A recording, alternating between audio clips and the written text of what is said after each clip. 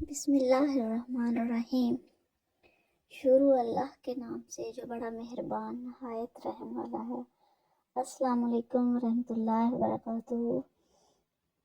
Islamic centre channel میں خوش آمدید ویورز۔ جیسے آپ کو اس چینل پہ اسلام کے بارے میں، انبیاء کرام کے بارے میں معلومات ملتی رہتی ہیں، ان کے واقعات، ان کے معجزات کے بارے میں معلومات ملتی ہیں کہ ان کے ساتھ ان کے حالات زندگی کیسے تھے، ان کے ساتھ کیا کیا مشکلات پیش آئیں، انہوں نے کیسے اسلام کی تبلیغ کی، یہ سب کچھ آپ کو اس چینل میں ملتا ہے۔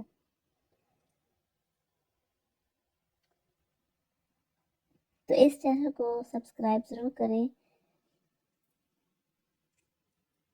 آج کی ویڈیو بھی بہت اہم ہے، اس میں دنیا میں بت پرستی کا آغاز کے بارے میں بتایا جائے گا کہ دنیا میں بت پرستی کا آغاز کیسے ہوا، اور حضرت نوح علیہ السلام کو اللہ تعالیٰ نے کیا حکم دیا، حضرت نوح علیہ السلام نے کیسے توحید کی دعوت دی۔ تو آئیے چلتے ہیں ویڈیو کی طرف اور دیکھتے ہیں کہ دنیا میں بت پرستی کا آغاز کیسے ہوا۔ حضرت نوح علیہ السلام اور ان کی قوم کے حالات و واقعات قرآن مجید، احادیث نبوی اور سلف و صالحین کے اقوال و آثار سے ماخوذ ہیں۔ حضرت آدم علیہ السلام اور نوح علیہ السلام کے درمیان 10 قرن تھے اور وہ سب کے سب اسلام پر تھے۔ قرن سے مراد ایک زمانہ کے لوگ ہیں یا اس سے مدت یا اور زمانہ مراد ہے۔ ان 6 اور نیک زمانہ کے لوگوں اور قوموں کے بعد ایسے حالات و واقعات ظاہر ہوئے کہ جس کا نتیجہ شرک اور بت پرستی نکلا۔ شرک اور بت پرستی کا سبب اور ابتدا قرآن مجید کی سورۃ نوح میں آیت نمبر 23 میں فرمایا گیا، اور اپنے آدمیوں سے کہا ہے کہ اپنے معبودوں کو ہرگز مت چھوڑنا، نہ ود اور سوا کو کسی صورت میں چھوڑنا، اور نہ یعوث، یعوق اور نصر کو چھوڑنا۔ اس کی تشریح کرتے ہوئے فرمایا ہے کہ یہ نوح علیہ السلام کی قوم کے نیک لوگوں کے نام ہیں۔ جب یہ لوگ دنیا سے رخصت ہو گئے تو شیطان نے ان کی قوم کے دل میں یہ بات ڈالی کہ جن جگہوں میں وہ بیٹھا کرتے تھے وہاں ان کے مجسمے بنا کر رکھ لو اور انہیں کا نام رکھ لو۔ انہوں نے ایسا ہی کیا اور ان کی عبادت و پوجا نہیں کی تھی۔ جب یہ مجسمے بنانے والے ہلاک ہو گئے اور علم اٹھ گیا تو ان بتوں اور مجسموں کی پوجا پاٹ شروع ہو گئی۔ حضرت ابن عباس رضی اللہ تعالیٰ عنہ نے فرمایا ہے کہ قوم نوح والے بت پرست بعد میں عرب کے اندر پھیل گئے۔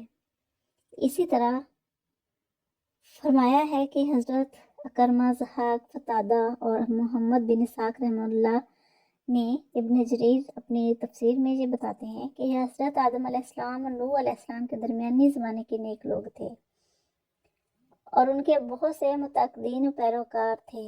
جب یہ لوگ فوت ہو گئے تو ان کے اتباع کرنے والوں نے سوچا کہ اگر ہم ان بزرگوں کی تصویریں بنا کر اپنے پاس رکھ لیں تو اس سے ہمارا عبادت کا شوق زیادہ ہو جائے گا، کیونکہ اس سے ان کی یاد ہمارے ذہنوں میں تازہ رہے گی۔ تو یہ سوچ کر انہوں نے ان لوگوں کی تصویریں بنا لیں۔ پھر جب یہ فوت ہوئے تو ان کے بعد والے لوگوں کے پاس ابلیس آیا اور کہنے لگا کہ تم سے پہلے لوگ ان کی عبادت کیا کرتے تھے اور اسی وجہ سے ان پر بارش برستی رہتی تھی۔ تو ابلیس کے کہنے پر ان بعد والے لوگوں نے بھی ان کی عبادت شروع کر دی۔ حضرت عروہ بن زبیر رضی اللہ تعالیٰ عنہ فرماتے ہیں کہ ود، یعوث، یعوق، نصر حضرت آدم علیہ السلام کی اولاد تھے اور ود ان سب سے بڑا تھا اور زیادہ نیکوکار تھا۔ تو آئیے یہ دیکھتے ہیں کہ ود کی پوجا کی ابتدا کیسے ہوئی۔ اس کی لوگ پوجا کرنے لگے تو اس کی ابتدا کیسے ہوئی تھی۔ ابن ابی حاتم نے اپنی سند سے ذکر کیا ہے کہ ابو المطر نے فرمایا کہ لوگوں نے ابو جعفر باقر کے ہاں یزید بن المحلب کا ذکر کیا اور آپ نماز میں مصروف تھے۔ جب نماز سے فارغ ہوئے تو لوگوں سے سوال کیا کہ تم نے یزید بن المحلب کا ذکر کیا ہے؟ وہ اس جگہ قتل ہوئے ہیں جہاں سب سے پہلے غیر اللہ کی عبادت کی گئی۔ پھر انہوں نے ود کا ذکر کیا کہ وہ نیک اور صالح آدمی تھا اور لوگ ان سے بہت محبت کرتے تھے۔ تو لوگ ان کی قبر پر جھک پڑے اور وہاں ریاضاری شروع کر دی۔ جب ابلیس نے لوگوں کے غم اور پریشانی کا یہ حال دیکھا تو انسانی شکل و صورت میں ان کے سامنے آ کر کہنے لگا کہ تم اس شخص پر اتنی آہوازاری کر رہے ہو، کیا میں تمہیں اس جیسی اس کی ایک تصویر نہ بنا دوں اور تمہاری مجلس میں رہے گی، اور اس تصویر کی وجہ سے اس کی یاد تمہارے ذہنوں میں تازہ رہے گی۔ لوگوں نے کہا کہ ہاں ٹھیک ہے، تو ابلیس نے ان کو ایک تصویر بنا دی اور وہ اس تصویر کو ان لوگوں کے نے اپنی مجلس میں رکھ دیا اور اس کی یاد میں مشغول رہے۔ جب ابلیس نے دیکھا کہ وہ لوگ اس تصویر کے ساتھ زیادہ مگن رہنے لگے ہیں اور دیوانہ وار فریفتہ ہیں، پھر ان سے کہا کہ کیا میں یہ تصویر ہر ایک کے لیے الگ الگ نہ بنا دوں اور وہ ہر ایک کے گھر میں رہے گی اور اس طرح تم اس کو اچھی طرح یاد رکھ سکو گے۔ انہوں نے کہا ہاں۔ اب شیطان نے ہر گھر کے لیے الگ الگ ایک ود مورتی بنا دی۔ اس طرح وہ لوگ اس نیک شخص کی یاد میں مصروف رہے اور ان کی اولاد یہ دیکھتی رہی۔ اس طرح نسل در نسل یہ سلسلہ چلتا رہا۔ آخرکار ان کی یاد کا سلسلہ ختم ہوا اور ان کی اولاد نے ود کی پرستش شروع کر دی۔ تو سب سے پہلے اللہ کے سوا ود بت کی پرستش کی گئی۔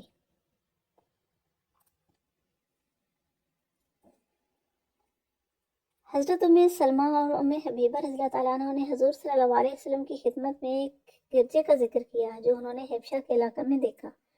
اس گرجے کا نام ماریہ تھا اور اس کی خوبصورتی کا تذکرہ بھی کیا، اور آپ صلی اللہ علیہ وسلم سے عرض کیا کہ اس میں بہت سی تصویریں تھیں۔ تو آپ صلی اللہ علیہ وسلم نے ارشاد فرمایا کہ ان میں جب کوئی نیک آدمی فوت ہو جاتا تو وہ اس کی قبر پر مسجد بنا لیتے اور اس میں اس شخص کی تصویر بنا کر رکھ لیتے۔ یہ اللہ کے ہاں اللہ کی مخلوق میں سے بہترین لوگ ہیں۔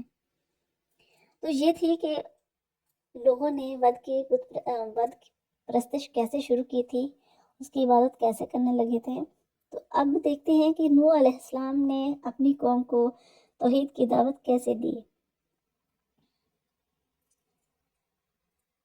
یہ جو ساری تمہید ہے اس کا مقصد یہ ہے کہ جب زمین میں فساد پھیل گیا اور ہر طرف بتوں کی پوجا عام ہو گئی تو اللہ تعالیٰ نے اپنے بندے نوح علیہ السلام کو رسول بنا کر بھیجا تاکہ وہ ایک اللہ کی عبادت کی طرف لوگوں کو بلائیں اور غیر اللہ کی عبادت سے روکیں۔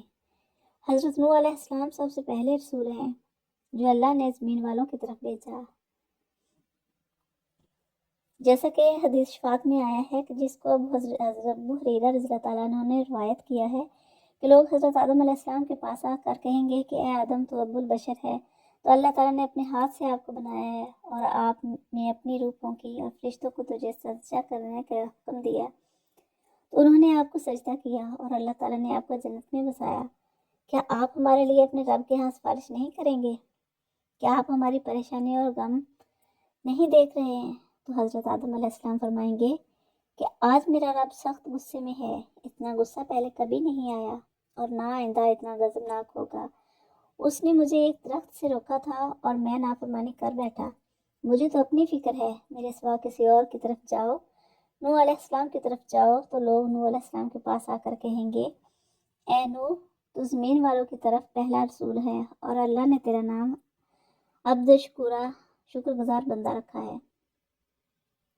کیا آپ ہماری کیفیت نہیں دیکھ رہے اور جس مصیبت و پریشانی میں مبتلا ہیں اس کا آپ مشاہدہ نہیں کر رہے؟ کیا آپ ہمارے لیے اپنے رب سے سفارش نہیں کریں گے؟ حضرت نوح علیہ السلام فرمائیں گے کہ آج میرا رب اتنا غضبناک ہے کہ اس سے پہلے اتنا غضبناک نہیں ہوا اور نہ بعد میں اتنا غضبناک ہوگا، مجھے تو آج اپنی فکر ہے۔ جب اللہ تعالیٰ نے حضرت نوح علیہ السلام کو مبعوث فرمایا تو انہوں نے لوگوں کو ایک اللہ کی طرف بلایا اور ان کو کہا کہ اللہ تعالیٰ کی عبادت کے ساتھ کسی بت مورتی طاغوت اور شیطان کی عبادت نہ کریں، اللہ تعالیٰ کی توحید اور اس کے ایک ہونے کا اقرار کریں، اور یہ کہ اللہ کے سوا کوئی معبود نہیں ہے، اس کے سوا کوئی رب نہیں ہے، جیسا کہ اللہ تعالیٰ نے آپ کے باقی رسولوں کو بھی یہی حکم دیا، جیسا کہ ارشاد باری تعالیٰ ہے۔ اور حضرت نوح علیہ السلام اور حضرت ابراہیم علیہ السلام کے بارے میں فرمایا، اللہ تعالیٰ نے سورۃ الصفات اور سورۃ الحدید میں یہ آیات فرمائی ہیں اس کے بارے میں مطلب یہ کہ ہم نے اس کی اولاد کو ہی باقی چھوڑا اور ان دونوں کی اولاد میں نبوت اور کتاب جاری کر دی۔ حضرت نوح علیہ السلام کے بعد ہر نبی اور رسول علیہ السلام اس کی اولاد سے ہوا، اور ابراہیم علیہ السلام خود حضرت نوح علیہ السلام کی اولاد میں سے ہیں۔ ان کے بعد آنے والے نبی اور رسول حضرت علیہ السلام حضرت ابراہیم علیہ السلام کی اولاد میں سے ہیں۔ حضرت نوح علیہ السلام کے بعد تمام انبیاء اور رسول علیہ السلام کو توحید کی دعوت دینے کا کیسے حکم ہوا، اب ہم اس کے بارے میں جانتے ہیں کہ اللہ تعالیٰ نے قرآن مجید میں کس صورت میں کیا ارشاد فرمایا ہے۔ سورۃ النحل میں اللہ تعالیٰ نے ارشاد فرمایا ہے، اور واقعہ یہ ہے کہ ہم نے ہر امت میں کوئی نہ کوئی پیغمبر اس ہدایت کے ساتھ بھیجا ہے کہ تم اللہ کی عبادت کرو اور طاغوت سے اجتناب کرو۔ سورۃ الزخرف میں ارشاد باری تعالیٰ ہے، اور تم سے پہلے ہم نے اپنے جو پیغمبر بھیجے ہیں ان سے پوچھ لو کہ کیا ہم نے خدا رحمان کے سوا کوئی اور معبود بھی مقرر کیے تھے جن کی عبادت کی جائے۔ اور اس طرح سورۃ الانبیاء میں اللہ تعالیٰ نے ارشاد فرمایا ہے، اور تم سے پہلے ہم نے کوئی ایسا رسول نہیں بھیجا جس پر ہم نے یہ وحی نازل نہ کی ہو کہ میرے سوا کوئی معبود نہیں ہے، لہٰذا میری عبادت کرو۔ تو اس حکم کی تعمیل کرتے ہوئے حضرت نوح علیہ السلام نے کہا، اے میری قوم کے لوگو، اللہ کی عبادت کرو، اس کے سوا تمہارا کوئی معبود نہیں ہے۔ یقین جانو مجھے سخت اندیشہ ہے کہ تم پر ایک زبردست دن کا عذاب نہ آ کھڑا ہو۔ اور سورۃ ہود میں اللہ تعالیٰ نے فرمایا کہ اللہ کے سوا کسی اور کی عبادت نہ کرو، یقین جانو مجھے تم پر ایک دکھ دینے والے دن کے عذاب کا اندیشہ ہے۔ اور یہ فرمایا سورۃ الاعراف میں آیت نمبر 25، اے میری قوم، اللہ کی عبادت کرو، اس کے سوا تمہارا کوئی معبود نہیں، کیا پھر بھی تم اللہ سے نہیں ڈرو گے؟ اور سورۃ النور میں فرمایا، چنانچہ انہوں نے اپنی قوم سے کہا کہ اے میری قوم، میں تمہارے لیے ایک صاف صاف خبردار کرنے والا ہوں کہ اللہ کی عبادت کرو اور اس سے ڈرو اور میرا کہنا مانو۔ تو حضرت نوح علیہ السلام نے فرمایا ہے کہ میں نے ان کو مختلف طریقوں سے دعوت دی ہے، میں نے ان کو دن اور رات پوشیدہ اور ظاہر اور ترغیب و ترہیب کے ساتھ اللہ کی طرف بلایا ہے، لیکن یہ لوگ اپنی گمراہی اور بتوں کی پوجا پاٹ پر ہی اڑے رہے۔ وہ ہر وقت اور ہر لمحے نوح علیہ السلام کی مخالفت کرتے رہے، ان کی اور ان پر ایمان لانے والوں کی توہین اور تذلیل کرتے رہے، سنگسار اور جلاوطن کرنے کی دھمکیاں دیتے رہے۔ اور آپ کی قوم کے وڈیروں نے کہا، ہماری پختہ رائے یہ ہے کہ تو گمراہ ہے۔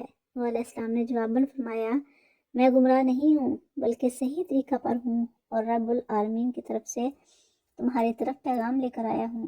میں تمہیں اپنے پروردگار کے پیغام پہنچاتا ہوں اور تمہاری خیر خواہی کرتا ہوں، اور مجھ کو خدا کی طرف سے ایسی باتیں معلوم ہیں جن سے تم بے خبر ہو۔ اللہ کا رسول اسی شان والا ہوتا ہے، اور وہ اعلیٰ درجے کا فصیح و بلیغ اور خیر خواہ اور اللہ کی معرفت میں مثالی شان کا مالک ہوتا ہے۔ تو ویورس یہ تھی کہ حضرت نوح علیہ السلام کو اللہ تعالیٰ نے توحید کی دعوت دینے کا حکم کیسے دیا، اور باقی ان کے بعد باقی تمام انبیاء کرام کو کیسے اللہ تعالیٰ نے توحید کی دعوت دینے کا حکم دیا، اور بت پرستی کا آغاز کیسے ہوا تھا۔ تو اس ویڈیو میں آپ نے یہ سب کچھ جانا۔ اگر ویڈیو پسند آئے تو لائک اور شیئر ضرور کریں، بیل آئیکن کو ضرور پریس کریں تاکہ ہر آنے والی ویڈیو کا نوٹیفیکیشن پہلے سب سے آپ تک پہنچے، اور چینل کو سبسکرائب ضرور کریں اپنے علمی اضافے کے لیے اور میرے چینل کی سپورٹ کے لیے۔ تو ملتے ہیں نیکسٹ ویڈیو میں، تب تک کے لیے اللہ حافظ۔